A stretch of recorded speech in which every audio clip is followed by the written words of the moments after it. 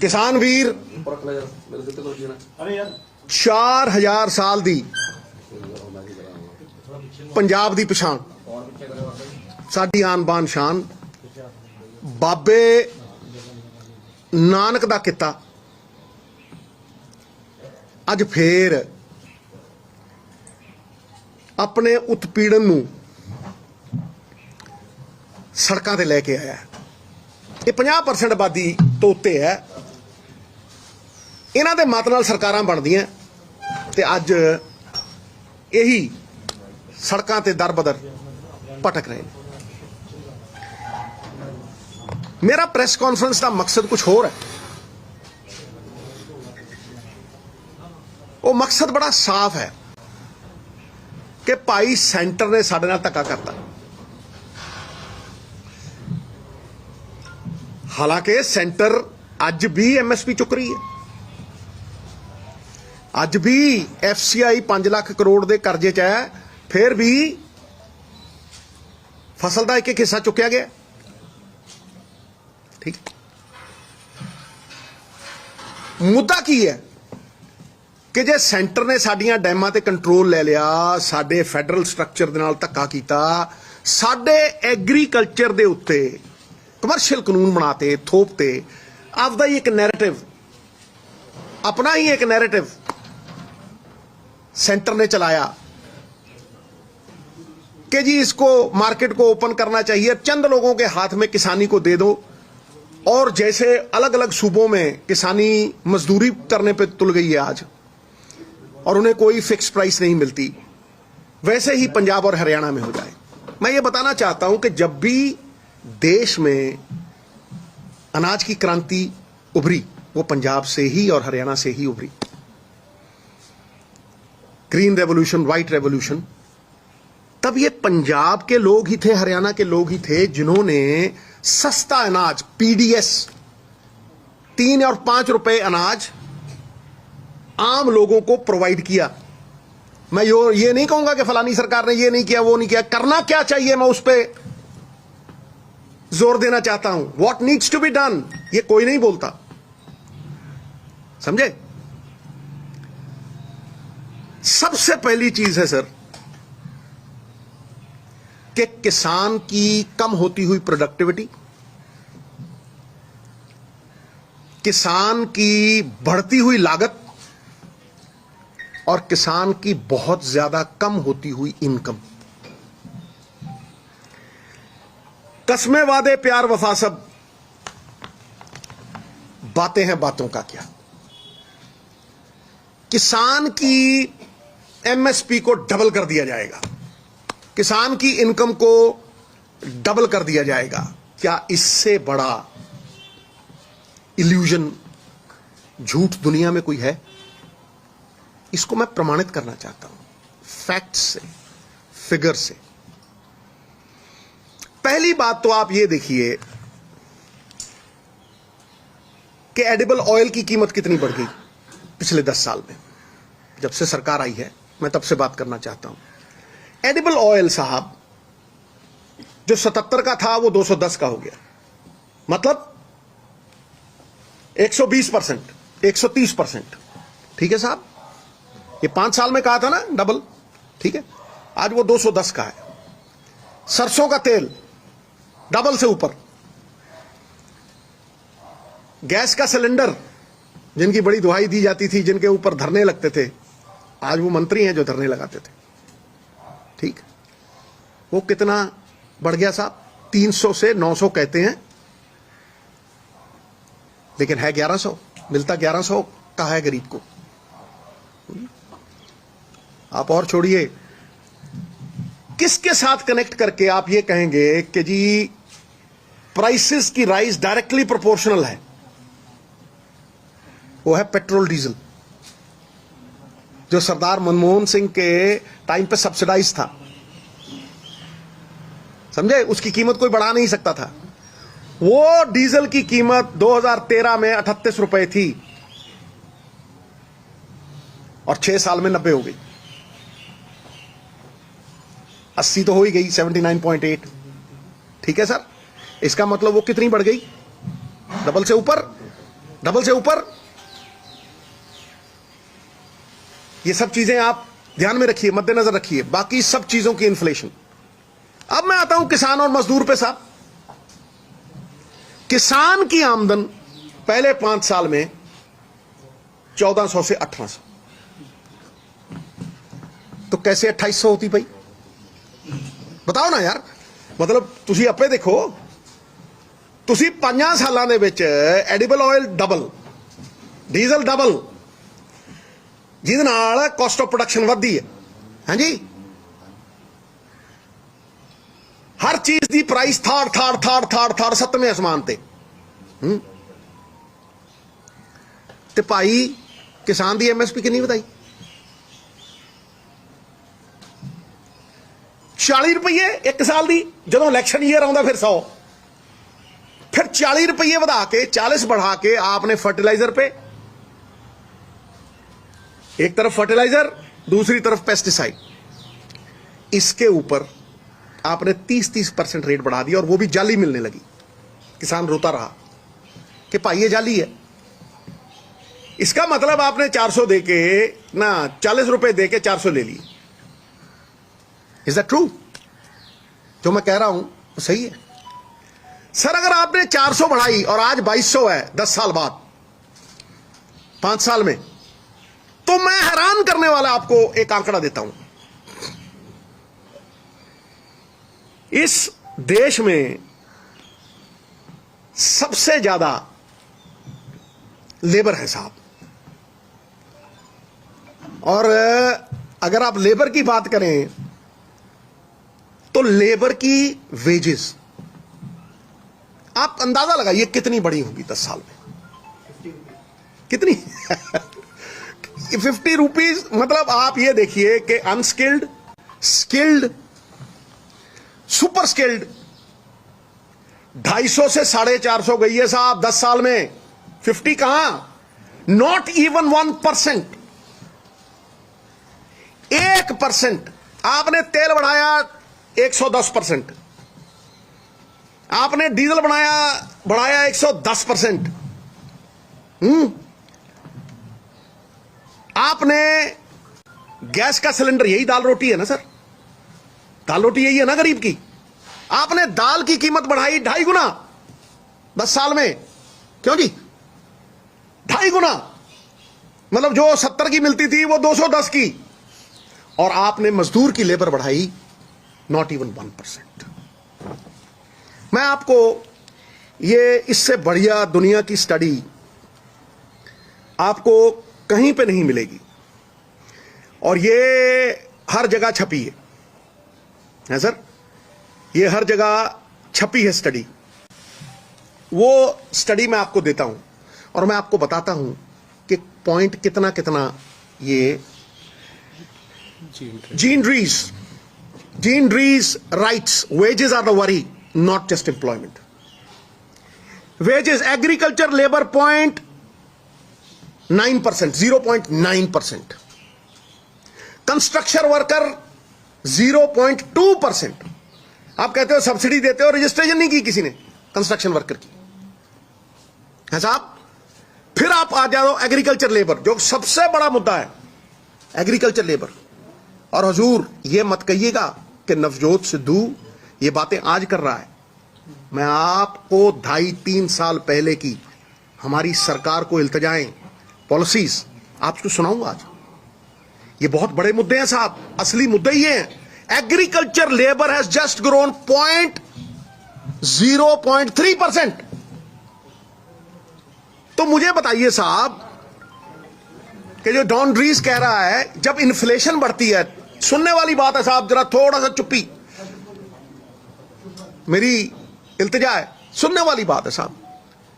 जब ये इन्फ्लेशन बढ़ती है, प्राइस राइज बढ़ती है, इसका असर किसी अमीर पे नहीं पड़ता, जिनको बड़े बड़े फायदे दिए गए हैं। और मैं प्रमाणित करूंगा, आपको प्रमाणित करके दिखाऊंगा, ठीक है।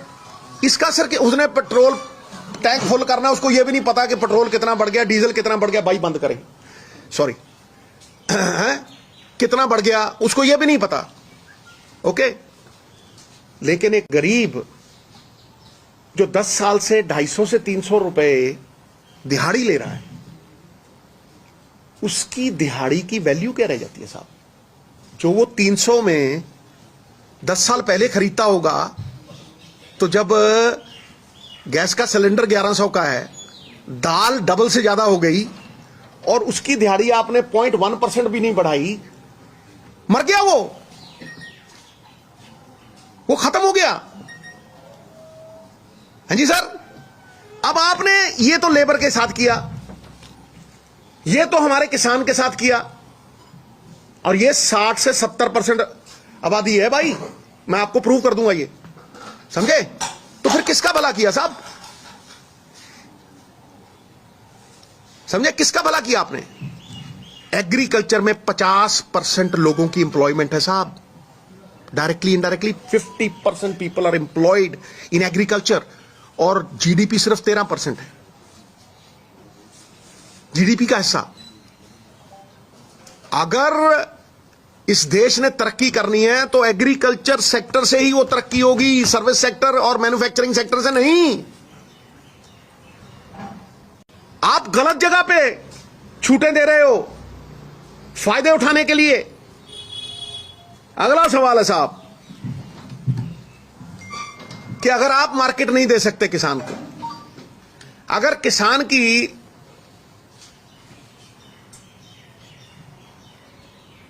जो एमएसपी है वो 40 रुपए बढ़ती है साल में, तो भाई 2019 तक बॉर्डर खुले थे, खोल दो बॉर्डर।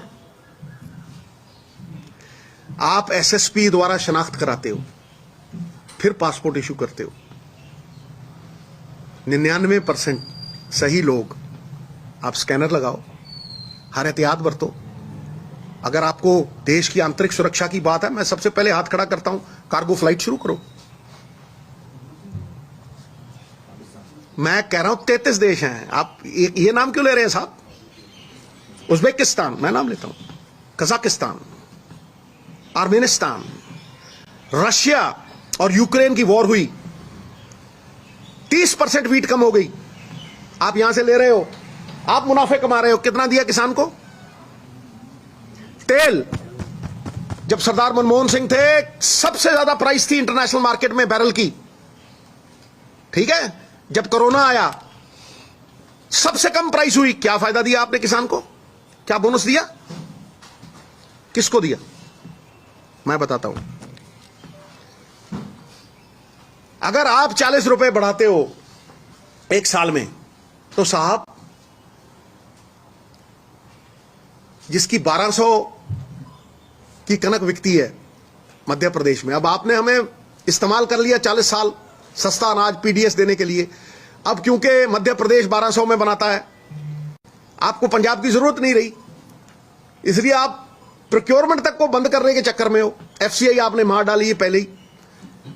जितनी स्टोरेज है वो एक कॉर्पोरेट को है, जितनी ऑन रिटेल 120 करोड़ हिंदुस्तानियों की बाइंग है वो एक कॉर्पोरेट के हाथ में है।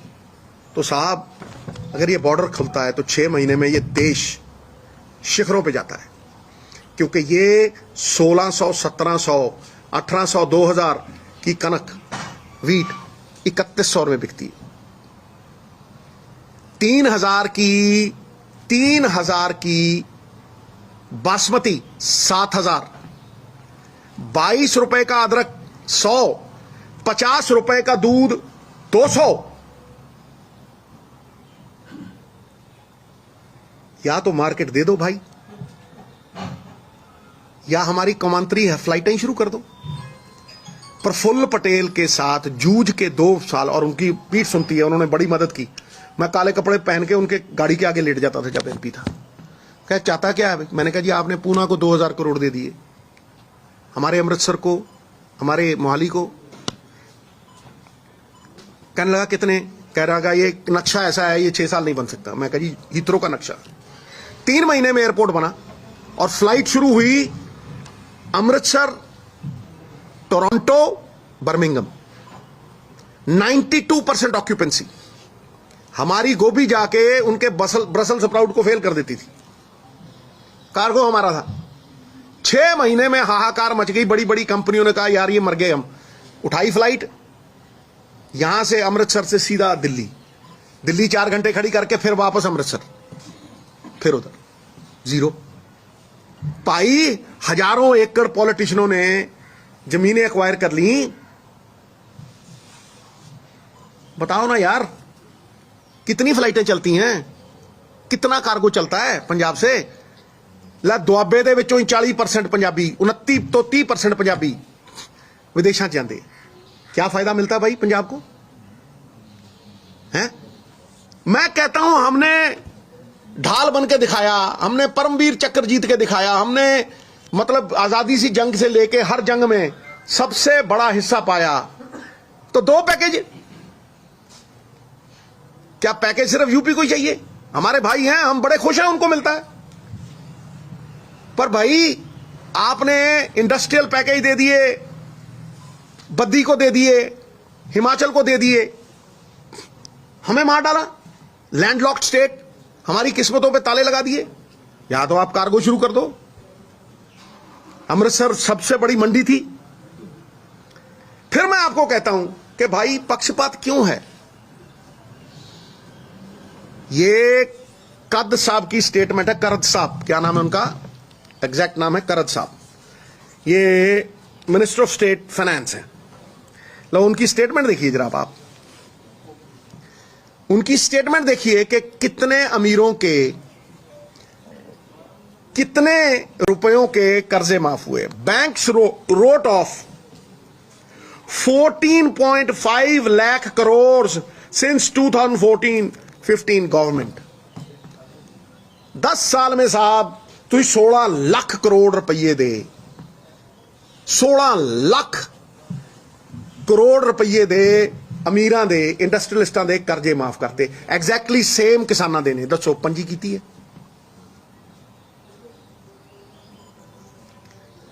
बताएं साहब, मेरी तो विनम्र विनती है।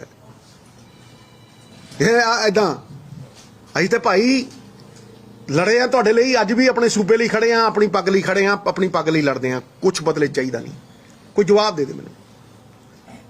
तुहाडी गवर्नमेंट दी स्टेटमेंट है 16,54,000 करोड़ रुपया। करद साहब की स्टेटमेंट मैं भेज देना, जिन्होंने चाहिए ले लियो मेरे तो, है जी।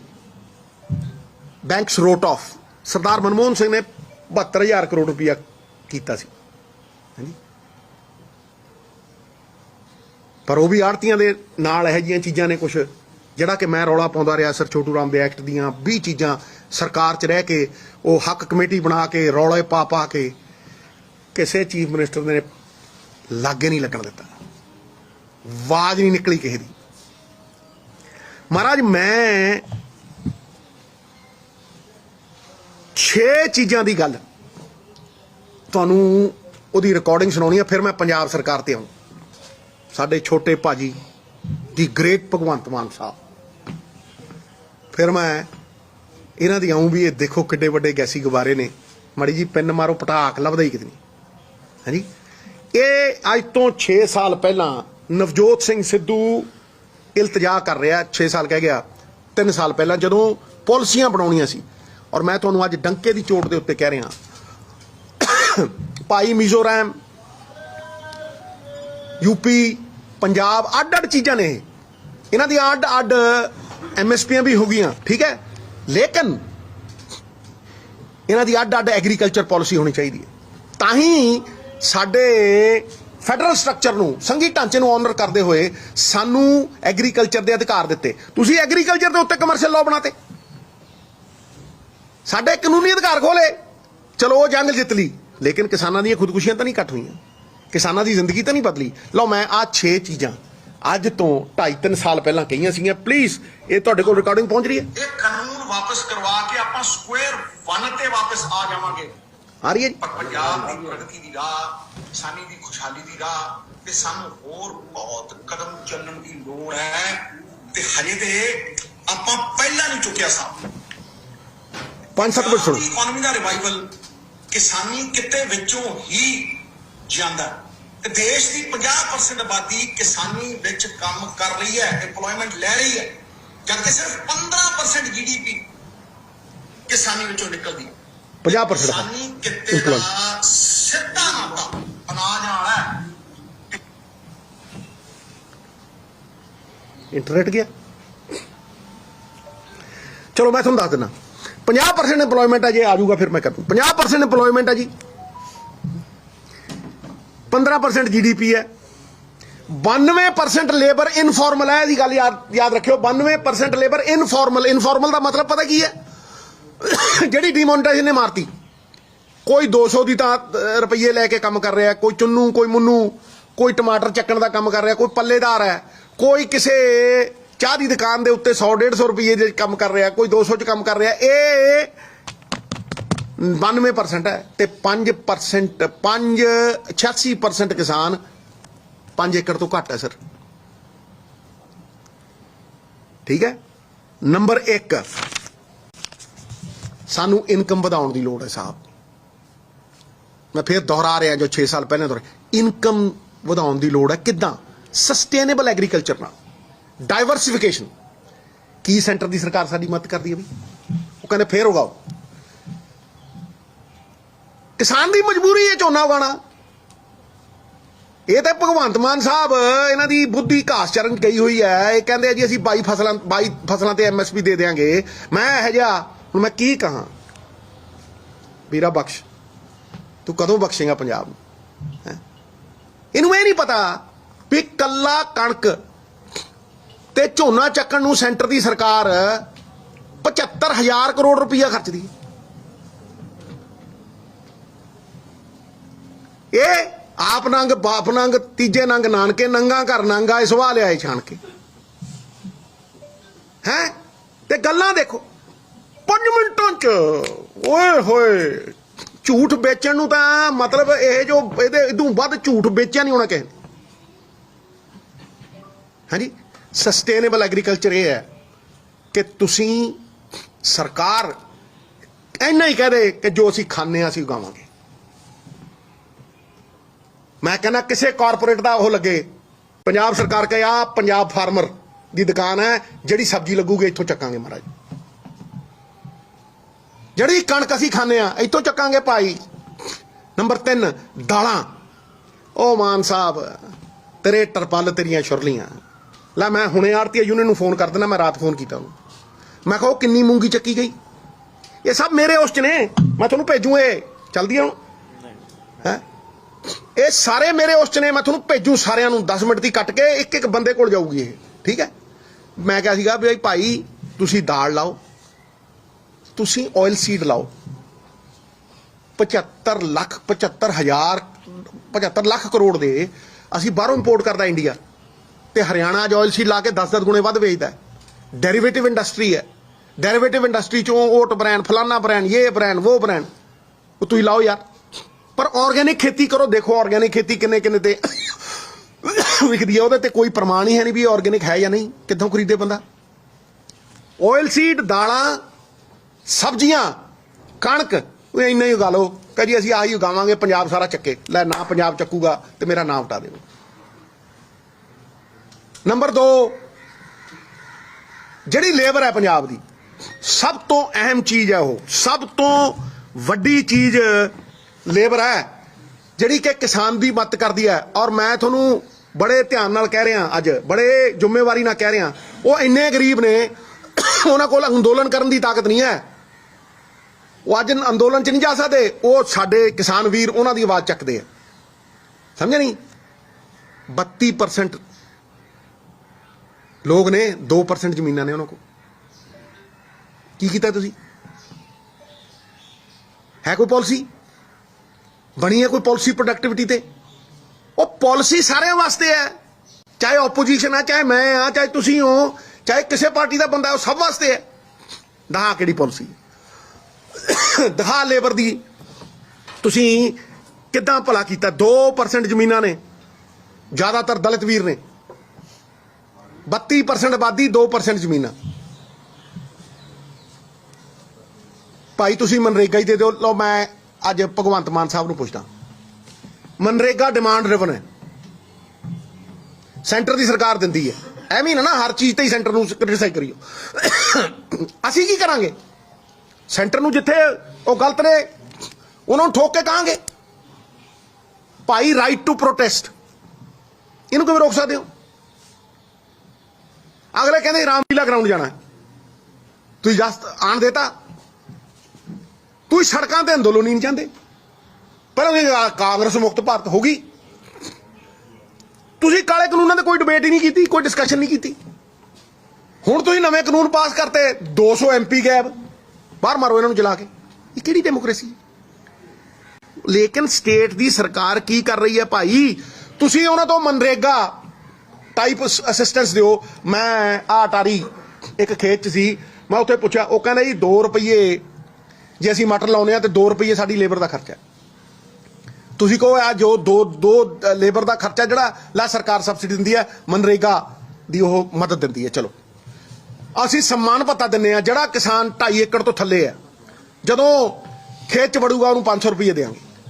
ਦਿੱਤੇ ਆ? ਦੱਸੋ ਕਿੰਨੀ ਮਨਰੇਗਾ ਦੀ ਤੁਹਾਡੀ ਉਹ ਹੈ ਡਿਮਾਂਡ। ਤੀਜੀ ਹੈ ਸਰ ਮਾਰਕੀਟਿੰਗ।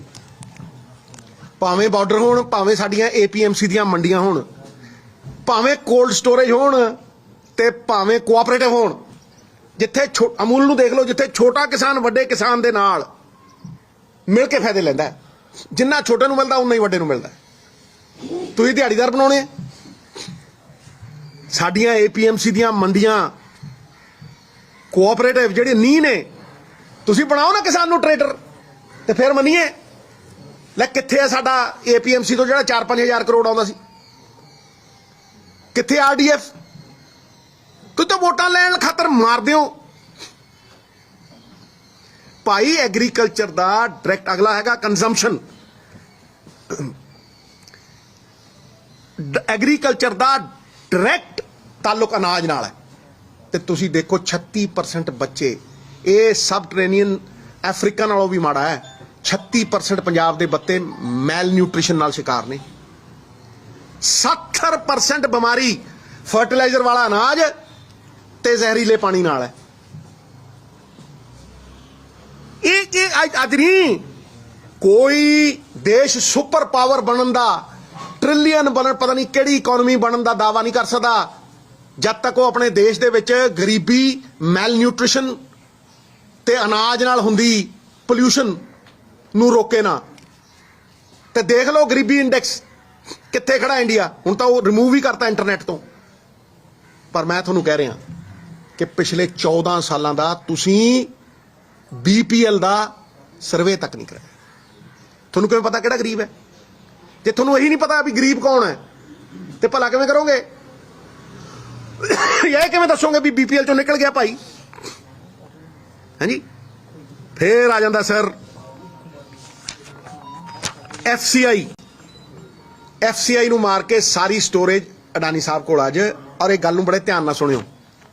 ਅਡਾਨੀ ਸਾਹਿਬ ਨੂੰ ਇਹ ਕਿਹਾ ਗਿਆ ਕਿ ਭਾਈ ਸਟੋਰੇਜ ਤੁਹਾਡੀ ਚਾਹੇ 20% ਹੋਵੇ, ਤੁਹਾਨੂੰ 100% ਮਿਲੇਗਾ। FCI 5 ਲੱਖ ਕਰੋੜ ਦੇ ਕਰਜ਼ੇ 'ਚ ਕਰਤੀ। ਸਾਰਾ ਫੰਡਡ ਹੁੰਦਾ ਸਟੇਟ ਦਾ। 70,000 ਕਰਜ਼ਾ ਸੀਗਾ 50 ਸਾਲਾਂ 'ਚ, ਤੇ 10 ਸਾਲਾਂ ਦੇ ਵਿੱਚ ਹੁਣ ਬੈਂਕਰਪਟ ਹੋ ਗਈ ਹੈ FCI। ਠੀਕ ਹੈ, ਪ੍ਰੋਕਿਉਰਮੈਂਟ ਬੰਦ ਕਰਨ ਦੇ ਲਈ। ਤੇ ਅਡਾਨੀ ਸਾਹਿਬ ਨੂੰ ਕਹਿੰਦਾ ਵੀ ਇੱਥੇ ਹੀ ਸਾਈਲੋ ਬਣਾਓ, ਤੇ ਉਹਨਾਂ ਦੇ ਸਾਈਲੋ 'ਚ ਜਿਹੜੀ ਸਟੋਰੇਜ ਹੁੰਦੀ ਹੈ ਉਹਦੀ ਮੈਕਸਿਮਮ ਸਪੋਰਟ ਪ੍ਰਾਈਸ ਹੈ ਵੀ ਜੇ ਸਟੋਰੇਜ 25% ਵੀ ਹੈ ਤੁਹਾਨੂੰ 100 ਦਾ ਪੈਸਾ ਮਿਲੇਗਾ। ਤੇ ਭਾਈ ਕਿਸਾਨ ਨੂੰ ਤੁਸੀਂ ਮਿਨੀਮਮ ਸਪੋਰਟ ਪ੍ਰਾਈਸ ਨਹੀਂ ਦਿੰਦੇ। ਇਹ ਕਿਹੜੇ ਇਨਸਾਫ ਨੇ ਗੁਰੂ ਕਿ 120 ਕਰੋੜ ਹਿੰਦੁਸਤਾਨੀਆਂ ਦਾ ਤੁਸੀਂ ਰਿਟੇਲ ਇੱਕ ਬੰਦੇ ਨੂੰ ਦੇਤੀ, ਜਿਹੜੀ ਡਾਇਰੈਕਟ ਕੈਸ਼ ਟ੍ਰਾਂਸਫਰ ਨਾਲ ਚੱਲੂ, ਤੇ ਸਟੋਰੇਜ ਇੱਕ ਬੰਦੇ ਨੂੰ ਦੇਤੀ। ਇਹ ਮੁੱਦੇ ਨੇ ਜਿਨ੍ਹਾਂ ਕਰਕੇ ਕਿਸਾਨ ਅੱਜ ਸੜਕਾਂ ਤੇ ਨੇ। ਠੀਕ ਹੈ ਜੀ, ਕਿਉਂਕਿ ਭਾਈ ਕਾਰਪੋਰੇਟ ਇਹਨੂੰ ਬਿਜ਼ਨਸ ਦੇਖਦਾ। ਕਾਰਪੋਰੇਟ ਲਈ ਇਹ ਬਿਜ਼ਨਸ ਹੈ, ਪਬਲਿਕ ਵੈਲਫੇਅਰ ਨਹੀਂ ਹੈ। ਲੇਕਿਨ ਸਰਕਾਰ ਬਿਜ਼ਨਸ ਨਹੀਂ ਦੇਖ ਸਕਦੀ, ਸਰਕਾਰ ਪਬਲਿਕ ਵੈਲਫੇਅਰ ਦੇਖੇ। ਸਾਡੇ ਡਾਰਕ ਜ਼ੋਨ, ਸਾਡੀ ਮਿੱਟੀ, ਸਾਡਾ ਪਾਣੀ, ਆ ਚੀਫ ਮਿਨਿਸਟਰ ਦੇ ਹਲਕੇ 'ਚ 25 ਮੀਟਰ ਪਾਣੀ ਥੱਲੇ ਚਲੇ ਗਿਆ। ਇਹਦੇ ਲਈ ਕੀ ਸੈਂਟਰ ਸਾਡੀ ਮਦਦ ਕਰੂਗਾ? ਗਰਾਊਂਡ ਵਾਟਰ ਸੈਚੂਰੇਸ਼ਨ, ਇਹਦੇ ਲਈ ਕੀ ਸਾਡੀ ਸੈਂਟਰ ਮਦਦ ਕਰੂਗਾ? ਜਾਂ ਮਦਦ ਸਿਰਫ BJP ਓਨ ਸਟੇਟ ਨੇ? ਹਾਂਜੀ, ਇਹ ਜ਼ੋਨਸ 'ਚ ਵੰਡ ਕੇ ਸਰ ਸਾਨੂੰ ਡਾਇਵਰਸਿਫਿਕੇਸ਼ਨ ਕਰਨੀ ਪਊਗੀ, ਸਸਟੇਨੇਬਲ ਐਗਰੀਕਲਚਰ ਵੱਲ ਜਾਣਾ ਪਊਗਾ। ਇਹ ਮੁੱਦੇ ਨੇ ਤੇ ਮੇਰੀ ਕਿਸਾਨ ਵੀਰਾਂ ਨੂੰ ਇੰਨੀ ਇਲਤਜਾ ਹੈ, ਤੁਸੀਂ ਸਾਡੀ ਪਛਾਣੋ, ਇਕੱਠੇ ਹੋ ਕੇ ਏਜੰਡਾ ਦਿਓ, ਇੱਕ ਰੋਡ ਮੈਪ ਦਿਓ ਤੇ ਫਿਰ ਸਰਕਾਰਾਂ ਤੋਂ ਮਨਾਓ ਤੇ ਵੋਟਾਂ ਉਹਨੂੰ ਪਾਓ ਜਿਹੜਾ ਤੁਹਾਡੀ ਮੰਨਦਾ ਹੈ। ਖਾਸ ਤੌਰ ਤੇ ਹੁਣ ਭਗਵੰਤ ਮਾਨ ਸਾਹਿਬ ਨੂੰ ਨਾ ਕਹਿ ਦਿਓ, ਕਿਉਂਕਿ ਇਹ ਤਾਂ ਕਹਿੰਦਾ ਮੈਂ ਬਾਈਆਂ ਦੇ ਉੱਤੇ MSP ਦਊਂ। ਪਾਸੇ ਕਰੋ ਕੁਰਸੀ ਤੋਂ ਤੇ ਫਿਰ ਮੈਂ ਆਊਂ ਤੇ ਮੈਂ ਬਾਈਆਂ ਦੇ ਉੱਤੇ। ਬੀਬੀ ਕਹਿੰਦੀ 5 ਮਿੰਟਾਂ 'ਚ ਤੋਂ ਲੈ, ਫਿਰ ਹੁਣ ਦੱਸ ਦੇ ਬਈ। ਆ ਤੁਹਾਨੂੰ ਹੁਣ ਆੜਤੀ ਨਾਲ ਫੋਨ ਕਰਾ ਦੇਣਾ ਵੀ ਇਹਨਾਂ ਨੇ ਮੂੰਗੀ ਦੀ ਗੱਲ ਕੀਤੀ ਸੀ, ਸਿਰਫ 8% ਮੂੰਗੀ ਚੱਕੀ ਇਹਨਾਂ ਨੇ। ਜਦੋਂ 3 ਦਿਨਾਂ ਦੇ ਵਿੱਚ ਕਾਲੀ ਹੋਈ ਮੂੰਗੀ, ਭੱਜ ਲਏ। 1000 ਰੁਪਏ ਸਸਤੀ, 1,500 ਰੁਪਏ ਸਸਤੀ ਮਾਰਕੀਟ ਤੋਂ ਕਿਸਾਨਾਂ ਨੇ ਵੇਚੀ ਹੈ। ਕੌਣ ਵਿਸ਼ਵਾਸ ਕਰੂ ਇਹਨਾਂ ਦਾ? ਭਾਈ ਕਣਕ ਦੇ ਝੋਨੇ ਲਈ 75,000 ਕਰੋੜ ਰੁਪਏ ਚਾਹੀਦੇ, ਤੁਸੀਂ ਬਾਈਆਂ ਦੇ ਉੱਤੇ ਕਿੱਥੋਂ ਦੇ ਦੋਗੇ ਬਾਈ? ਸ਼ੇਖ ਚਿੱਲੀ ਜਿਹੜੀ ਡਾਨ ਤੇ ਬੈਠਾ ਉਸ ਨੂੰ ਵੱਢੀ ਤੁਰੀ ਜਾਂਦਾ।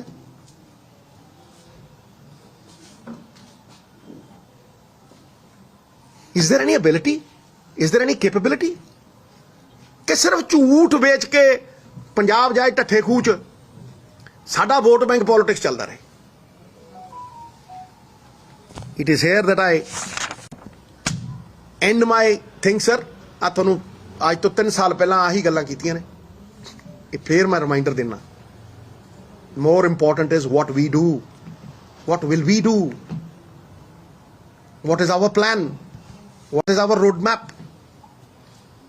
ਠੀਕ ਹੈ, ਪ੍ਰੈਸ਼ਰ ਟੈਕਟਿਕਸ ਗ੍ਰੇਟ, ਕਿਸਾਨਾਂ ਨੂੰ ਕਰਨਾ ਚਾਹੀਦਾ, ਉਹ ਸਾਡੀ ਪੱਗ ਨੇ, ਅਸੀਂ ਨਾਲ ਖੜੇ ਹਾਂ, ਠੀਕ ਹੈ। But greater then all the pressure tactics is an agenda, a policy. I end it by saying that policy driven politics is the solution. ਲੈ ਵੀ ਇਹ ਮੇਰਾ ਕੰਮ ਖਤਮ ਹੈ। ਹੁਣ ਤੁਸੀਂ ਜੇ ਕੋਈ ਸਵਾਲ ਪੁੱਛਣ 1 ਮਿੰਟ ਸੁਣ ਲਿਓ, ਭਟਕਾਈਓ ਨਾ ਯਾਰ, ਕਿਉਂਕਿ ਮੈਂ ਭਟਕਣ ਵਾਲਾ ਨਹੀਂ। ਨੰਬਰ 1 ਸਮਝਿਆ ਨਹੀਂ? ਤੁਹਾਨੂੰ ਪਤਾ ਹੈ, ਫਿਰ ਤੁਸੀਂ ਜੇ ਬਾਅਦ ਹੀ ਕੋਸ਼ਿਸ਼ ਕਰਨੀ ਹੈ, ਅਟਕਲਾਂ ਨਾ ਲਾਇਓ। ਇਹ ਮੇਰੇ ਉੱਤੇ ਹੈ, ਮੈਂ ਕੀ ਕਰਨਾ ਜ਼ਿੰਦਗੀ 'ਚ ਤੁਸੀਂ ਉਹਨਾਂ ਨੂੰ ਦੱਸਿਓ। ਨਹੀਂ 1 ਮਿੰਟ ਠਹਿਰ ਜਾ ਯਾਰ, ਠਹਿਰ ਜਾ ਮਿੱਤਰ ਪਿਆਰੇ, ਠਹਿਰ ਜਾ। ਪਹਿਲਾਂ ਮੇਰੀ ਗੱਲ ਨੂੰ ਸੁਣ ਲੈ ਨਾ, ਖਤਮ ਕਰ। ਤੇ ਮੈਂ ਜਵਾਬ ਦੇਤਾ, ਜਿਹੜੀਆਂ ਅਟਕਲਾਂ ਨੇ ਨਾ ਉਹਦਾ ਜਵਾਬ ਦੇਤਾ। ਟਵਿੱਟਰ ਦੇ ਉੱਤੇ ਪਹਿਲਾ ਵੱਡਾ ਟਵੀਟ ਹੈ ਉਹਦਾ, ਟਾਂ ਕਰਦਾ ਜਵਾਬ ਹੈ। ਦੇਖੋ ਉਸ ਤੋਂ ਉੱਤੇ ਦੀ ਜਵਾਬ ਨਹੀਂ ਤੁਹਾਨੂੰ ਧਰਤੀ ਤੇ ਹੋ ਸਕਦਾ, ਤੁਸੀਂ ਦੇਖ ਲਓ, ਠੀਕ ਹੈ। ਖਤਮ ਹੋ ਗਈ ਗੱਲ। ਉਹ ਇੱਕ ਵਾਰ ਨਹੀਂ, ਹਜ਼ਾਰਾਂ ਵਾਰ ਖਤਮ ਕਰਤੀ ਮੈਂ, ਸਮਝਿਆ ਨਹੀਂ? ਮੈਂ ਤੁਹਾਨੂੰ ਪਹਿਲਾਂ ਹੀ ਕਹਿ ਦਿੰਦਾ, ਸਵਾਏ ਕਮਿਊਨਿਸਟ ਪਾਰਟੀ ਆਫ ਇੰਡੀਆ ਦੇ ਮੈਨੂੰ ਸਭ ਥਾਂ ਤੇ ਭੇਜ ਚੁੱਕੇ ਨੇ, ਪਰ ਜੱਟ ਅੜੀਏ ਲੈ, ਜਿੱਥੇ ਬਾਂਹ ਜਨਾ ਕੀ ਪਕੜੀਏ ਸਿਰ ਦੀਜੀਏ, ਬਾਂਹ ਨਾ ਛੋੜੀਏ, ਮੇਰੇ ਗੁਰੂ ਨੇ ਕਿਹਾ। ਤੇ ਸਿੱਧੂ ਦੀ 25 ਸਾਲ ਦੀ ਰਾਜਨੀਤੀ ਦੇਖ ਲਓ, ਕਿਤੇ ਜ਼ਬਾਨ ਦੇ ਕੇ ਫਿਰਿਆ ਹੋਵੇ ਨਵਜੋਤ ਸਿੰਘ ਸਿੱਧੂ, ਤੇ ਫੇਰ ਕਦੀ ਕਰੈਕਟਰ ਅਸੈਸੀਨੇਸ਼ਨ ਦੀ ਕੋਸ਼ਿਸ਼ ਕਰਿਓ ਇੱਕ ਥਾਂ ਤੇ। ਆ ਭਗਵੰਤ ਦੇ ਤਾਂ ਮੈਂ 785 ਦੱਸਦਾ, ਤੇ 785 ਸਵਾਲਾਂ ਦਾ ਹੀ ਭਗੌੜਾ ਇਹ, ਠੀਕ ਹੈ ਨਹੀਂ? ਤੇ ਸਿੱਧੂ ਦੀ ਇੱਕ ਗੱਲ ਦੱਸ ਦਿਓ ਕਿ ਕਹਿ ਕੇ ਮੁੱਕਰਿਆ ਹੋ। ਜਿੱਥੇ ਖੜਾ ਨਾ ਉੱਥੇ ਖੜਾ ਹੈ, ਨਫੇ ਨੁਕਸਾਨ ਤੋਂ ਉੱਤੇ ਖੜਾ ਹੈ, ਅਹੁਦਿਆਂ ਤੋਂ ਉੱਤੇ ਖੜਾ ਹੈ, ਪਰ ਜ਼ਮੀਰ ਨਾਲ ਔਰ ਕ੍ਰੈਡੀਬਿਲਿਟੀ ਨਾਲ ਖੜਾ। ਹੁਣ ਸਵਾਲ ਤੁਹਾਡੇ ਇਸ ਚੀਜ਼ ਦੇ ਉੱਤੇ ਅਗਰ ਆਉਣਗੇ ਤੇ ਭਾਈ ਮੈਂ ਜਵਾਬ ਦਊਂ। ਸਿੱਧੂ ਸਾਹਿਬ ਪਹਿਲਾ ਸਵਾਲ ਇਹੀ ਹੈ ਵੀ ਠਹਿਰ ਜਾ ਗੁਰੂ, ਠਹਿਰ ਜਾ ਗੁਰੂ, ਇੱਧਰ ਸਵਾਲ। ਐਮਐਸਪੀ ਨੂੰ ਲੈ ਕੇ ਚਰਚਾਵਾਂ ਚੱਲ ਰਹੀਆਂ ਨੇ, ਸੰਘਰਸ਼ ਚੱਲ ਰਿਹਾ, ਸਭ ਕੁਝ ਹੋ ਰਿਹਾ। ਕੱਲ ਇੱਕ ਸਟੇਟਮੈਂਟ ਆਉਂਦੀ ਹੈ ਸਰਦਾਰਾ ਸਿੰਘ ਜੌਹਰ ਦੀ ਜੀ, ਉਹਨਾਂ ਨੇ ਕਿਹਾ ਕਿ ਇਹ ਸੰਭਵ ਹੀ ਨਹੀਂ ਹੋ ਸਕਦਾ, ਤਰਕਹੀਣ ਹੈ ਕਿ ਐਮਐਸਪੀ ਦਿੱਤੀ ਜਾ ਸਕੇ। ਮੇਰੀ ਇੱਕ ਗੱਲ ਨੂੰ ਸੁਣੋ, ਸਵਾਰੀ ਆਪਣੇ ਸਮਾਨ ਦੀ ਆਪ ਜ਼ਿੰਮੇਵਾਰ ਹੈ, ਮੈਂ ਉਹ ਗੱਲ ਕਰੂੰ ਜਿਹੜੀ ਮੈਂ ਕਰਨੀ ਹੈ ਜੀ। ਸਰਦਾਰ ਸਿੰਘ ਜੌਹਲ ਸਾਹਿਬ ਬੜੇ ਸਿਆਣੇ ਨੇ, ਉਹ ਗੱਲ ਕਰਨ ਜਿਹੜੀ ਉਹ ਤੁਸੀਂ ਆਪਣਾ ਤੁਸੀਂ ਕਦ ਲਈ ਹੋ, ਤੁਸੀਂ ਦੇਖੋ। ਮੈਂ ਜਿਹੜੀ ਚੀਜ਼ ਹੈ ਉਹ ਰੱਖੀ है जी। क्या लगता है कुछ हल निकलेगा सेंट्रल सरकार? पहले आप मुझे ये बताइए, ANI साहब, ग्रेट करण साहब, मैं क्या जोशी हूँ? नहीं, मैं एस्ट्रोलॉजर हूँ कि सितारों को देख के बताऊंगा? फिर वही 1 मिनट, ये उनके बीच में है। पहले 5 मीटिंगें, क्या सिट्टा निकला है? मेरी बात समझे, अगर वो सिट्टा ही नहीं निकालते, पहले उससे 200 सिट्टे निकाल लिए, मैं तब भी कहता था कि भाई असी कानून वापस भी ले लांगे, फिर खुदकुशियां बंद हो जाएंगी। केजरीवाल की कहना सी अब खुदकुशी नहीं होने देंगे, ये क्या अब 54,000 करोड़ निकालेंगे, 20,000 करोड़ रेते में से, 34,000 करोड़ रुपए बजट में से। सो ਕਰਨ ਭਾਜੀ ਬੜੇ ਇੱਜ਼ਤ ਸਨਮਾਨ ਨਾਲ ਮੈਂ ਕਹਿ ਰਿਹਾ ਕਿ ਉਹਨਾਂ ਮੀਟਿੰਗਾਂ ਦੇ ਵਿੱਚੋਂ ਪਹਿਲਾਂ ਕੁਝ ਨਹੀਂ ਨਿਕਲਿਆ, ਤੇ ਹੁਣ ਜੇ ਨਿਕਲਦਾ ਤੇ ਵੈਲਕਮ। ਕੌਣ ਚਾਹੁੰਦਾ ਹੈ ਬੀਵੀ ਬੱਚੇ ਛੱਡ ਕੇ ਸੜਕਾਂ ਦੇ ਉੱਤੇ ਫਿਰਨਾ? ਲੇਕਿਨ ਇਹਦਾ ਜਵਾਬ ਜਾਂ ਤੇ ਸੈਂਟਰ ਦੇ ਮਿਨਿਸਟਰ ਦੇ ਸਕਦੇ ਆ, ਜਾਂ ਉਹ ਜਿਹੜਾ ਵਿਚੋਲਾ ਬਣਿਆ ਹੈ ਤੇ ਕ੍ਰੈਡਿਟ ਖੜਦਾ ਹੈ। ਦੇਖੋ ਮੈਂ 3 ਮੰਤਰੀ ਬੁਲਾ ਲਿਆ। ਅੱਛਾ ਹੁਣ ਤੇਰੀ ਮੰਤਰੀਆਂ ਨਾਲ ਸੈਟਿੰਗ ਹੈ? ਤੂੰ ਤਾਂ ਕਹਿੰਦਾ ਸੀਗਾ ਅਸੀਂ ਆਪਣੇ ਪੈਰਾਂ ਤੇ ਖੜੇ ਹੋਵਾਂਗੇ। ਉਹ ਕੋਈ ਚੰਨੀ ਨੇ ਡੀਲ ਕਰ ਲਈ, 30 ਕਿਲੋਮੀਟਰ BSF ਆ ਗਈ। ਕਿਹੜੀ ਡੀਲ ਕੀਤੀ ਹੈ? ਹੁਣ ਪਲਾਟੂਨਾ ਮੰਗਦਾ ਨੂੰ ਗੁੱਡੇ ਵਾਂਗ ਚੱਲਦਾ। ਪਿਆਰੇ ਇੱਕ ਮਿੰਟ, ਤੁਸੀਂ ਗੱਲ ਕੀਤੀ ਹੈ ਕਿ ਦੋ ਘਰਾਣਿਆਂ ਦੇ ਵਿੱਚ ਵੰਡਿਆ। ਪੀਸਾਈ ਨਾਮ ਦੀ ਇੱਕ ਰਿਪੋਰਟ ਸੀਗੀ ਕਿ ਪੂਰੇ ਦੇਸ਼ ਦੇ ਕਿਸਾਨਾਂ ਨੂੰ ਕਾਰਪੋਰੇਟ ਖੇਤੀ ਵੱਲ ਨੂੰ ਧੱਕਿਆ ਜਾ ਰਿਹਾ, ਅਨਵਾਈਬਲ ਬਣਾਈ ਜਾ ਰਹੀ ਹੈ ਖੇਤੀ। ਉਹ ਤੁਸੀਂ ਦੋਨਾਂ ਚੀਜ਼ਾਂ ਵਿੱਚ ਇੱਕ ਚੀਜ਼ ਤੁਹਾਡਾ ਕਮੈਂਟ ਕੀ ਤੁਹਾਨੂੰ ਲੱਗਦਾ ਕਿ ਸਟੇਟ ਦੀ ਵੀ ਐਗਰੀਕਲਚਰ ਪਾਲਿਸੀ ਜਿਹੜੀ ਉਹ ਬਿਲਕੁਲ ਨਕਾਰਾ ਹੈਗੀ? ਦੂਸਰੀ ਚੀਜ਼, ਬਹੁਤ ਵਧੀਆ ਸਵਾਲ। ਕਿਸਾਨਾਂ ਦੀ ਜਿਹੜੀ ਮੰਗਾਂ ਹੈਗੀਆਂ ਨੇ ਉਹਨਾਂ ਦੇ ਵਿੱਚ ਇੱਕ ਮੰਗ ਹੈਗੀ ਹੈ ਕਰਜ਼ ਮਾਫੀ ਦੀ। ਕਾਂਗਰਸ ਸਰਕਾਰ ਦੇ ਸਮੇਂ 2-2 ਲੱਖ ਰੁਪਏ ਜਿਹੜਾ ਕਰਜ਼ ਮਾਫੀ ਕੀਤਾ ਗਿਆ ਸੀਗਾ, ਤੁਹਾਨੂੰ ਲੱਗਦਾ ਹੈਗਾ ਕਿ ਇਹ ਡਾਇਰੈਕਟ ਕੈਸ਼ ਬੈਨੀਫਿਟ ਸਕੀਮ ਜਿਹੜੀਆਂ ਹੈਗੀਆਂ ਇਹ ਵੀ ਕਿਸੇ ਕੰਮ ਨਹੀਂ ਆਉਂਦੀਆਂ? ਬਹੁਤ ਵਧੀਆ ਸਵਾਲ ਕੀਤਾ। ਤੇ ਪਹਿਲਾ ਪਾਰਟ ਕੀ ਸੀ ਸਵਾਲ ਦਾ? ਪੀਸਾਈਨਾਥ ਦੀ ਰਿਪੋਰਟ ਕਿ ਕਾਰਪੋਰੇਟ ਖੇਤੀ ਵੱਲ ਭੇਜਿਆ ਜਾ ਰਿਹਾ। ਮੇਰੀ ਗੱਲ ਸੁਣ। ਦੂਜਾ ਤੇਰਾ ਹੈਗਾ ਵੀ ਕੀ ਕਰਜ਼ਾ ਮਾਫ ਹੋ ਸਕਦਾ? ਜੀ, ਉਹਦਾ ਫਾਇਦਾ ਕੋਈ? ਮਹਾਰਾਜ ਕੈਪਟਨ ਅਮਰਿੰਦਰ ਸਿੰਘ BJP ਦਾ ਮੁੱਖ ਮੰਤਰੀ, ਉਹ ਕੀ ਕਹਿੰਦਾ ਸੀ? ਸੁਸਾਇਟੀਆਂ ਦਾ ਕਰਜ਼ਾ, ਬੈਂਕਾਂ ਦਾ ਕਰਜ਼ਾ ਤੇ ਆੜਤੀਆਂ ਦਾ ਕਰਜ਼ਾ ਤਿੰਨੋਂ ਹੀ ਮਾਫ। 90,000 ਕਰੋੜ ਕਰਜ਼ਾ ਸੀ ਉਦੋਂ, ਠੀਕ ਹੈ। ਹੁਣ 1,10,000 ਕਰੋੜ, ਉਹ ਚੋਂ ਸਿਰਫ 5,000 ਕਰੋੜ ਦਿੱਤਾ ਤੇ 15 ਚੜ ਗਿਆ। ਤੁਸੀਂ ਆੜਤੀਆਂ ਦਾ ਕਰਜ਼ਾ ਮਾਫ ਕਿਵੇਂ ਕਰ ਦਿਓਗੇ? ਵੀ ਮੈਨੂੰ ਸਮਝਾਤਾ ਦੇ, ਕੋਈ ਸਮਝਾਤਾ। ਜਿਹੜਾ ਆੜਤੀਆਂ ਨੇ ਲਿਆ ਹੋਇਆ ਕਰਜ਼ਾ ਉਹ ਪ੍ਰਾਈਵੇਟ ਮਨੀ ਲੈਂਡਰ ਨੇ, ਕੀ ਉਹ ਲਾਇਸੈਂਸੀ ਨੇ? ਨੰਬਰ 1। ਇਹੀ ਤਾਂ ਮੈਂ ਕਹਿੰਦਾ ਸੀ ਕਿ ਉਹ ਲਾਇਸੈਂਸੀ ਸਾਡੇ ਭਰਾ ਨੇ, ਉਹਨਾਂ ਦੇ ਕਰਕੇ ਚੱਲਦਾ ਹੈ। ਜੇ ਉਹ ਨਾ ਹੋਣ ਤਾਂ ਵੈਸੇ ਹੀ ਖਤਮ ਹੋ ਜਾਂਦੇ, ਠੀਕ ਹੈ।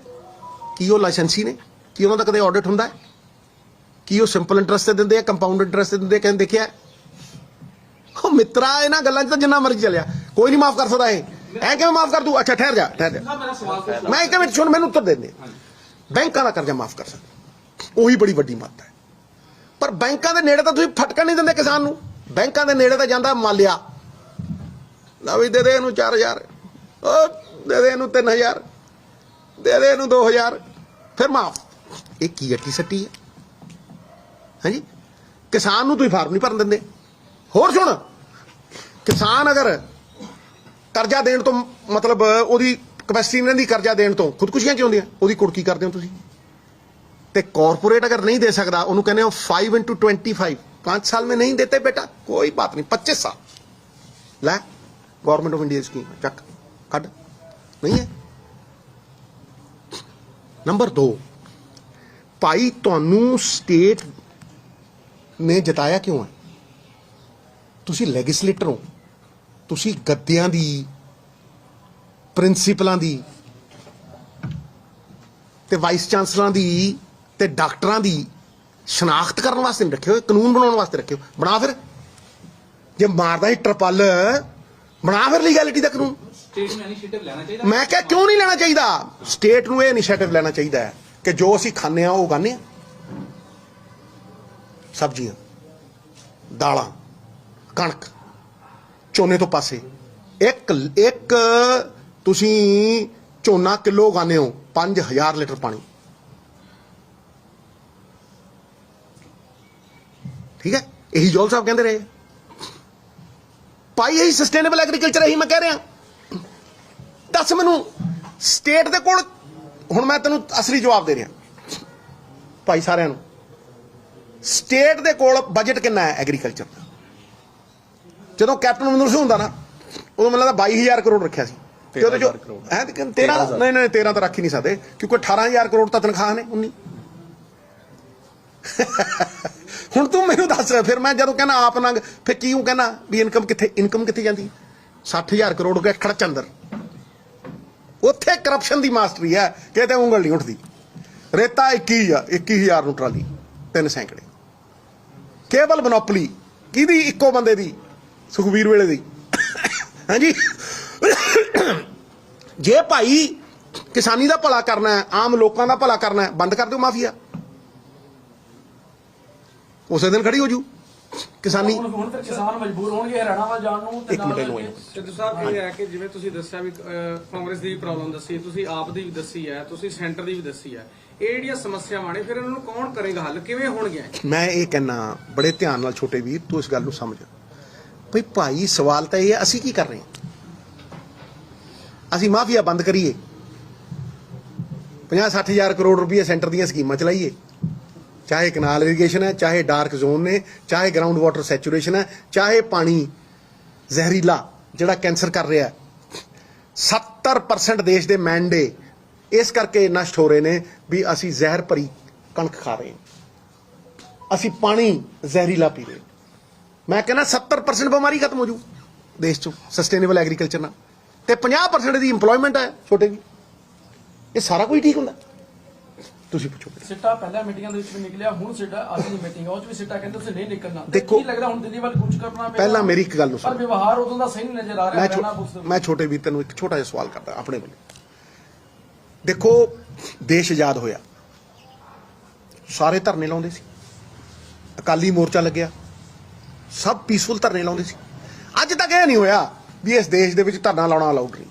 ਮੈਂ ਚਲੋ ਬਾਕੀ ਛੱਡੀਏ, ਆਪਾਂ ਕਿਸਾਨ ਭਰਾਵਾਂ ਦੀ ਗੱਲ ਨਾ ਕਰੀਏ। ਕਿਸਾਨ ਭਰਾ ਤਾਂ ਸਾਡੇ ਆਪਦੇ ਨੇ। ਤੁਸੀਂ ਕਹੋਗੇ ਯਾਰ ਸਾਡੇ ਉਹ ਕੁੜੀਆਂ ਕੌਣ ਸੀ ਰੈਸਲਰ? ਉਹ ਤੇ ਦੇਸ਼ ਦੀ ਸ਼ਾਨ ਸੀ, ਉਹ ਤੇ ਦੇਸ਼ ਦੇ ਲਈ ਮੈਡਲ ਜਿੱਤ ਕੇ ਲਿਆਈਆਂ ਸੀ। ਕਿਉਂ ਤੁਸੀਂ ਉਹਨਾਂ ਨੂੰ ਪ੍ਰੋਟੈਸਟ ਕਰਨ ਨੂੰ ਅਲਾਉ ਨਹੀਂ ਕਰਦੇ? ਤੁਸੀਂ ਸਰਕਾਰਾਂ ਸਿੱਟ ਦਿੰਦੇ ਹੋ। ਹਾਂਜੀ, ਤੁਸੀਂ 323 ਅੰਦਰ ਦੇ ਦਿੰਦੇ ਹੋ। ਹਾਂਜੀ, सिर्फ जाखड़ अर्जुन मुंडा से मिले हैं अभी किसानों के आंदोलन को लेके, क्या समझते हो, इसको कैसे देखते हो? अच्छी गल है जी, मिलनी हुई मैं कहता रहा अच्छी दबाव देता, अच्छी गल है जी, मिलनी हुई। ਸਿੱਧੂ ਸਾਹਿਬ ਉਦੋਂ ਜਿੰਨੇ ਮਾਡਲ ਖੇਤੀ ਦੇ ਬਣੇ ਨੇ ਜੀ ਸਰ। ਜਿਹੜੀਆਂ ਸਬਸਿਡੀਆਂ ਨੇ, जी सर। ਤੁਹਾਨੂੰ ਲੱਗਦਾ ਉਹ ਕਿਸਾਨਾਂ ਕੋਲ ਗਏ ਨੇ ਕਿ ਕਾਰਪੋਰੇਟ ਘਰਾਣਿਆਂ ਦੀ ਜੇਬਾਂ 'ਚ ਗਈ? देखो, मैं ਤੁਹਾਨੂੰ ਅੱਜ ਇੱਕ ਗੱਲ ਬੜੇ ਧਿਆਨ ਨਾਲ ਕਹਿ ਰਿਹਾ। ਜਦੋਂ ਮੈਂ 16 ਲੱਖ ਕਰੋੜ ਦੀ ਗੱਲ ਕਰਦਾ, ਇਹ ਕੀ ਹੈ ਮਹਾਰਾਜ? ਤੁਸੀਂ ਦੱਸੋ ਸਹੀ, ਇੰਨਾ ਹੀ ਕਰ ਦਿਆ ਕਿਸਾਨਾਂ ਤੇ। ਤੁਸੀਂ ਦੇਖੋ ਬੇਟਾ, ਜੇ ਬੈਂਕਾਂ ਦਾ ਵੀ ਕਰ ਦਈਏ ਨਾ ਤੇ ਉਹ ਵੀ ਬੜੀ ਵੱਡੀ ਰਾਹਤ ਹੈ। ਕਿਸਾਨ ਖੁਦਕੁਸ਼ੀ ਨਹੀਂ ਕਰੇਗਾ, ਉਹ ਸੂਦ ਸਾਧ ਨਹੀਂ ਪਏਗਾ। ਤੇ ਆੜਤੀਆਂ ਵੀਰਾਂ ਨੂੰ ਕਹੀਏ ਯਾਰ ਤੁਸੀਂ ਥੋੜਾ ਬਹੁਤਾ ਛੱਡੋ, ਮਾੜਾ ਮੋਟਾ ਤੁਹਾਡੇ ਨਾਲ ਤੁਸੀਂ ਉਹ ਤੇ ਆਪ ਮੰਨਦੇ ਆ ਵੀ ਭਾਈ ਸਾਡੀ ਜਿਹੜੀ ਦੁਕਾਨ ਵੀ ਹੈ, ਜਿਹੜਾ ਸਾਡਾ ਸਾਰਾ ਕਿੱਤਾ ਹੈ, ਉਹ ਕਿਸਾਨਾਂ ਕਰਕੇ ਚੱਲਦਾ। ਉਹਨਾਂ ਦੀ ਆਪਸੀ ਮਤਲਬ ਇੱਕ ਮੂੰਹ ਦੋ ਅੱਖਾਂ ਵਾਲਾ ਰਿਸ਼ਤਾ ਹੈ। ਪਰ ਕੁਛ ਕਰੀਏ ਤੇ ਸਹੀ। ਇਹਦੇ ਬਸ ਇੱਕੋ ਚੀਜ਼ ਹੈ, ਉਹ ਜੀ ਇਹਨੇ ਸੈਂਟਰ ਨੇ ਆ ਨਹੀਂ ਕੀਤਾ, ਉਹ ਤੁਸੀਂ ਕੀ ਕੀਤਾ ਓਏ? ਤੁਸੀਂ ਮਤਲਬ ਸ਼ੇਖ ਚਿੱਲੀ ਦੇ ਪਿਓ ਤੋਂ ਵੱਡਾ ਝੂਠ ਬੋਲ ਕੇ ਆਏ ਕਿ ਅਸੀਂ 22 ਫਸਲਾਂ ਦੇ ਉੱਤੇ MSP ਦੇ ਦਿਆਂਗੇ, ਔਰ ਉਹ ਵੀ 5 ਮਿੰਟਾਂ 'ਚ। ਕੁਰਸੀ ਛੱਡੋ, 5 ਮਿੰਟਾਂ ਕਿੱਦਾਂ ਦੇ ਦਿਓ? ਬਗੈਰ ਪਾਲਿਸੀ ਦੇ, ਬਗੈਰ ਬਜਟਰੀ ਐਲੋਕੇਸ਼ਨ ਦੇ। ਤੁਹਾਡੇ ਬਰੋਟਾ ਲੱਗਿਆ, ਜਿੱਥੋਂ ਪੁੱਟੋਗੇ ਤੁਸੀਂ ਪੈਸੇ। ਸਰ ਸਿੱਧੂ ਸਾਹਿਬ, ਲਾਸਟ ਕੁਐਸਚਨ ਮਾਮਲਾ ਸ਼ੁਰੂ ਹੁੰਦਾ ਹੈ ਬਹੁਤ ਅੱਛਾ ਕੁਐਸਚਨ। ਕਿਸਾਨ ਸੰਘਰਸ਼ ਤੋਂ, ਹਾਂਜੀ ਕਿਸਾਨਾਂ ਦੀਆਂ ਮੰਗਾਂ ਜੀ ਤੇ ਵਿੱਚ ਲੱਗਣ ਲੱਗ ਜਾਂਦੇ ਨੇ ਖਾਲਸਤਾਨ ਦੇ ਨਾਰੇ, ਹੁਣ ਵੀ ਲੱਗ ਰਹੇ। ਸਰ, ਮੈਂ ਤੁਹਾਨੂੰ ਅੱਜ ਇੱਕ ਗੱਲ ਦੱਸਾਂ। ਦੇਖੋ, ਜਿਹੜੀ ਚੀਜ਼ ਕਿਸੇ ਨੂੰ ਸੂਟ ਕਰਦੀ ਹੈ ਨਾ, ਉਹ ਧੂੜ 'ਚ ਟੱਟੂ ਉਡਾਉਂਦਾ ਹੈ। ਮੈਨੂੰ ਇੱਕ ਗੱਲ ਦੱਸੋ, ਸਭ ਤੋਂ ਵੱਧ ਯੋਗਦਾਨ ਇਸ ਦੇਸ਼ ਦੀ ਆਜ਼ਾਦੀ 'ਚ ਕਿਹਨੇ ਪਾਇਆ? ਪੰਜਾਬੀਆਂ ਨੇ। ਠੀਕ ਹੈ ਜੀ। ਸਭ ਤੋਂ ਵੱਡੀ ਢਾਲ ਇਸ ਦੇਸ਼ ਦੀ ਸੁਰੱਖਿਆ ਲਈ ਕੌਣ ਬਣਿਆ? ਸਭ ਤੋਂ ਵੱਧ ਪਰਮਵੀਰ ਚੱਕਰ ਕਿਹਨੇ? ਫਿਰ ਅੱਗੇ ਆਓ, ਸਭ ਤੋਂ ਵੱਧ ਗਰੀਬਾਂ ਨੂੰ ਅਨਾਜ ਕਿਹਨੇ ਦਿੱਤਾ? 60% ਹੈ ਕਿਹਨੇ ਦਿੱਤਾ ਹੈ? ਫਿਰ ਤੁਸੀਂ ਉਸ ਪੰਜਾਬੀ ਸੂਬੇ ਨੂੰ, ਮਹਾਰਾਜਾ ਰਣਜੀਤ ਸਿੰਘ ਦੇ ਸੂਬੇ ਨੂੰ 9 ਸੂਬਿਆਂ 'ਚ ਕੱਟਤਾ। ਹੁਣ ਤੁਸੀਂ ਕੱਟੇ ਹੋਇਆਂ ਨੂੰ ਵੀ ਨਹੀਂ ਜੀਣ ਦਿੰਦੇ ਹੋਏ ਹੈ? ਉਹੀ ਤਾਂ ਪਹਿਲਾਂ ਹੀ ਦੁਖੀ ਆ ਯਾਰ। ਤੁਸੀਂ ਮਤਲਬ ਸਾਡੀ ਸੈਲਫ ਐਸਟੀਮ ਨੂੰ ਪੈਨੇ ਹੋ ਯਾਰ। ਦੇਖੋ, ਸਿੱਖ ਲੰਗਰ ਵਰਤਾਉਂਦਾ ਹੈ, ਦੱਸੋ ਕੋਈ ਹੋਰ ਵਰਤਾਉਂਦਾ ਹੋ? ਸੱਚਾ ਸਿੱਖ ਸਰਬੱਤ ਦਾ ਭਲਾ ਮੰਗਦਾ ਹੈ। ਮੈਂ ਤੁਹਾਨੂੰ ਅੱਜ ਦੱਸ ਦਿੰਦਾ, ਪਿਛਲੀ ਵਾਰ ਜਦੋਂ ਕਿਸਾਨ ਮੋਰਚਾ ਲੱਗਿਆ ਸੀ, ਜਿਹੜੀ ਰੋਡ ਤੋਂ ਜਾਂਦੇ ਸੀਗੇ ਸਾਡੇ ਪੰਜਾਬੀ ਪਹਿਲਾਂ ਦੇ ਉੱਥੇ ਸੈਟਲ ਹੋਏ, ਮੈਨੂੰ ਉਹਨੇ ਫੋਨ ਕਰਕੇ ਕਿਹਾ, ਕਹਿੰਦਾ ਸਿੱਧੂ ਸਾਹਿਬ ਕਈ ਵਾਰ ਘਰੇ ਹੁਣ ਖਾਣਾ ਹੀ ਨਹੀਂ ਬਣਾਈਦਾ, ਕਿਉਂਕਿ ਲੰਗਰ ਜਿਹੜਾ ਉੱਥੇ ਵਰਤਦਾ ਉਹ ਜ਼ਿਆਦਾ ਵਧੀਆ। ਕਹਿੰਦਾ ਕੁੜੀਆਂ ਸਾਡੀਆਂ ਬਗੈਰ ਸ਼ਾਲ ਮੂੰਹ ਨਾਲ ਢਕੇ ਸਿੱਧੀਆਂ ਜਾਂਦੀਆਂ, ਕਿਸੇ ਨੂੰ ਤਾਇਆ ਕਹਿੰਦੀਆਂ, ਕਿਸੇ ਨੂੰ ਚਾਚਾ ਕਹਿੰਦੀਆਂ, ਸਤਿ ਸ੍ਰੀ ਅਕਾਲ ਬੁਲਾਉਂਦੇ, ਕਿਸੇ ਦੀ ਮਵਾਲੀ ਦੀ ਹਿੰਮਤ ਨਹੀਂ ਹੈ। ਤੁਸੀਂ ਦੇਖੋ ਕਿ ਕਿਸ ਤਰੀਕੇ ਨਾਲ ਅਹਿਸਾਨ ਫਰਾਮੋਸ਼ੀ ਹੋ ਰਹੀ ਹੈ ਯਾਰ। ਤੁਸੀਂ ਈਡੀ ਦੇ ਹਥਕੰਡੇ ਨਾਲ ਸਾਡੇ ਵੱਲ ਨੂੰ ਮੋੜ ਕੇ ਏਦਾਂ ਨਹੀਂ ਹੋ ਸਕਦਾ ਯਾਰ, ਸਰਕਾਰ ਤੇ ਨਾਨਕ ਏਦਾਂ ਨਹੀਂ ਹੋ ਸਕਦਾ। ਗੁਰੂ ਨਾਨਕ ਦੇ ਫਲਸਫੇ ਨਾਲ ਸਿੱਖ ਰਾਜ ਚੱਲਦਾ ਸੀ, ਅੱਜ ਵੀ ਗੁਰੂ ਨਾਨਕ ਦੇ ਫਲਸਫੇ ਸਰਬੱਤ ਦੇ ਭਲੇ ਨਾਲ ਸਿੱਖ ਰਾਜ ਵਾਪਸ ਆਏਗਾ। ਮੈਂ ਤੁਹਾਨੂੰ ਅੱਜ ਦੱਸ ਦਿੰਦਾ, ਸਿੱਖ ਰਾਜ ਦੇ ਵਿੱਚ ਹਰ ਧਰਮ ਦਾ ਸਨਮਾਨ ਸੀ, ਕਿਸੇ ਇੱਕ ਨੂੰ ਫਾਹਾ ਨਹੀਂ ਲੱਗਿਆ, ਇੱਕ ਬੰਦੇ ਨੂੰ ਫਾਹਾ ਨਹੀਂ ਲੱਗਿਆ, ਹਰ ਧਰਮ ਦਾ ਸਨਮਾਨ ਸੀ। ਮਹਾਰਾਜਾ ਰਣਜੀਤ ਸਿੰਘ ਜਾ ਕੇ ਕਾਸ਼ੀ ਵਿਸ਼ਵਨਾਥ 2.5 ਮਹੀਨਿਆਂ ਦੇ ਵਿੱਚ ਸਾਰੀ ਡੂਮ ਦੇ ਉੱਤੇ ਸੋਨਾ ਚੜਾ ਕੇ ਆਇਆ ਸੀ।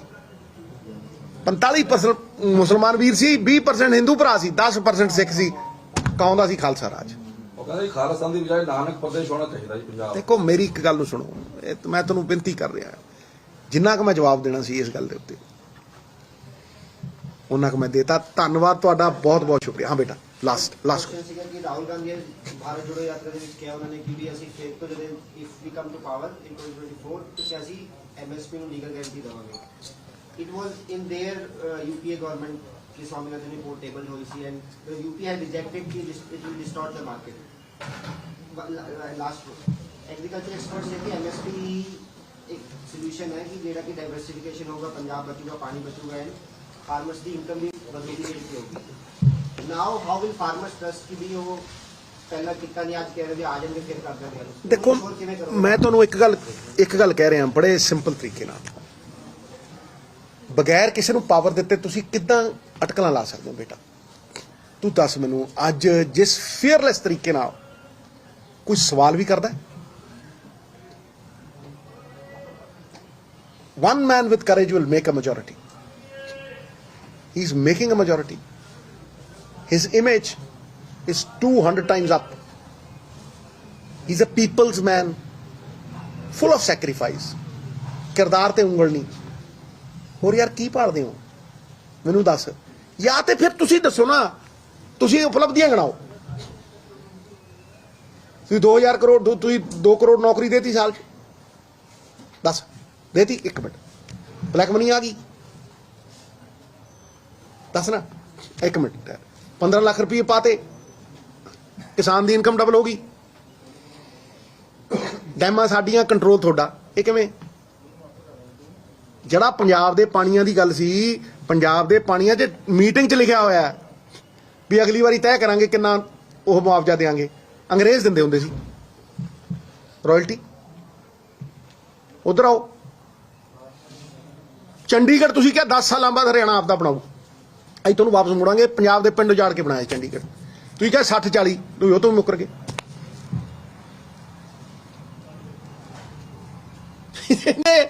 ਦੇਖੋ ਭਾਈ, ਡੈਮਾਂ ਵਾਲੀ, ਪਹਾੜਾ ਡੈਮ ਵਾਲੀ ਤਾਂ ਮੈਂ ਗੱਲ ਕਰ ਚੁੱਕਿਆ ਮਿੱਤਰਾ। ਕਦੇ ਵੀ ਸਵਾਲ ਓਪੋਜੀਸ਼ਨ ਨੂੰ ਨਹੀਂ ਹੁੰਦੇ। ਮੇਰੇ ਲਈ ਸੌਖਾ ਹੈ ਵੀ ਮੈਂ ਅੱਜ ਸਰਦਾਰ ਸੁਖਬੀਰ ਸਿੰਘ ਬਾਦਲ ਨੂੰ ਸਵਾਲ ਪੁੱਛਾਂ ਜਾਂ ਜਾਖੜ ਸਾਹਿਬ ਨੂੰ ਸਵਾਲ, ਬਿਲਕੁਲ ਨਹੀਂ ਪੁੱਛੂੰਗਾ। ਮੈਂ ਸਵਾਲ ਉਹਨਾਂ ਨੂੰ ਪੁੱਛੂੰਗਾ ਜਿਨ੍ਹਾਂ ਨੂੰ ਬਦਲਾਅ ਬਣਾ ਕੇ 92 MLA ਜਿਤਾਏ, ਤੇ ਮੈਂ ਸਵਾਲ ਉਹਨਾਂ ਨੂੰ ਪੁੱਛੂੰਗਾ ਜਿਹੜੇ ਪਾਵਰ 'ਚ ਨੇ, ਬਿਕੋਜ਼ ਪਾਵਰ ਦੇ ਨਾਲ ਹੀ ਤੁਸੀਂ ਲੋਕਾਂ ਦੀ ਜ਼ਿੰਦਗੀ, you can make a difference ਸਨ। Thank you very much for all of you to have come. ਇੱਕ ਨਾ ਬੇਟੀ ਸਾਹਿਬ ਨਵਾਂ ਮੰਗ ਹੈ, ਥੋੜੀ ਜਿਹੀ ਜਰਾ ਪਲੀਜ਼ ਦੱਸੋ ਜੀ, ਦੱਸੋ। ਜਿਵੇਂ ਖਾਲਿਸਤਾਨ ਦੀ ਮੰਗ ਚੱਲ ਰਹੀ ਹੈ ਨਾ ਕਾਫੀ ਲੰਬੇ ਸਮੇਂ ਤੋਂ, ਪਰ ਲੋਕਾਂ ਦੀ ਮੰਗ ਹੈ ਕਿ ਨਾਨਕ ਜੀ ਨੇ, ਗੁਰੂ ਨਾਨਕ ਜੀ ਨੇ ਬੇਗਮਪੁਰਾ ਦੀ ਗੱਲ ਕੀਤੀ ਸੀ, ਨਾਨਕ ਪ੍ਰਦੇਸ਼ ਹੋਣਾ ਚਾਹੀਦਾ ਪੰਜਾਬ। ਮੇਰੀ ਇੱਕ ਗੱਲ ਨੂੰ ਸੁਣੋ ਯਾਰ, ਬਾਬੇ ਨਾਨਕ ਦਾ ਨਾਂ ਤਾਂ ਕਿਤੇ ਲਾ ਦਿਓ। ਤੁਸੀਂ ਨਾਮਾਂ 'ਚ ਰੱਖਿਆ ਗੁਲਾਬ ਦਾ ਨਾਮ, ਗੁਲਾਬ ਦਾ ਨਾਮ, ਮੈਂ ਕੁਝ ਹੋਰ ਰੱਖ ਦਿਆਂ ਉਹਦੀ ਖੁਸ਼ਬੂ ਘਟ ਜੂ ਹੈ। ਦੇਖੋ ਛੋਟੇ ਵੀਰ, ਗੱਲ ਏਜੰਡੇ ਦੀ ਹੈ, ਮਨਸੂਬੇ ਦੀ ਹੈ, ਤੇ ਬਾਬੇ ਦੇ ਫਲਸਫੇ ਦੇ ਜਿਸਤ ਦੀ ਹੈ। ਫਲਸਫਾ ਕੀ ਕਹਿੰਦਾ? ਤੇਰਾ ਤੇਰਾ ਤੇਰਾ, ਇਹ ਕਹਿੰਦੇ ਮੇਰਾ ਮੇਰਾ ਮੇਰਾ। ਫਲਸਫਾ ਕੀ ਕਹਿੰਦਾ? ਸਰਬੱਤ ਦਾ ਭਲਾ, ਇਹ ਕਹਿੰਦੇ ਕਰੋ ਸਰਬੱਤ ਦਾ ਭਲਾ, ਪਰ ਪਹਿਲਾਂ ਮੇਰਾ ਕਰੋ। ਧੰਨਵਾਦ ਸਰ।